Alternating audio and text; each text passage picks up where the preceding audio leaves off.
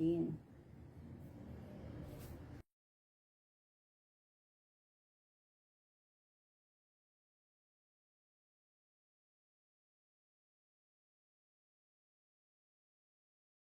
Para mga pambalat, ipipill natin ngayon itong mangga. Tapos, ito try natin siyang isawsaw dito sa Thailand salt something. Yung tatak niya is Aoy. Aoy! Premium product from Thailand. Okay, magbabalik na tayo. Yung problema ko, magbabalik pa. Yan mo! Sis sleepy at... La! Sorry po. Asin. Mo.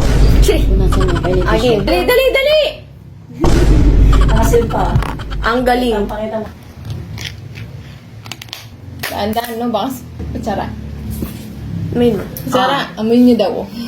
Tapos, Amoy mo dyan? Baho! Bagong daw eh. oo nga eh. Tupperware. Oo. No? Kasi. Pakita mo nga na meron na siya ng asin. Tuloy mo na sa health. Wait lang! Excited si ate. Try ko muna yung maliit. Nangangasim na ako sa'yo. Problema ng salita. Yung magsalita. Sige. Problema pa yung ngayon.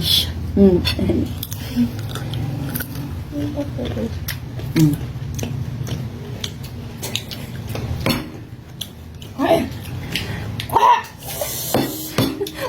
Alala na ano. Ang! Bagoong madam. Spicy daw tsaka isang bagoong lang.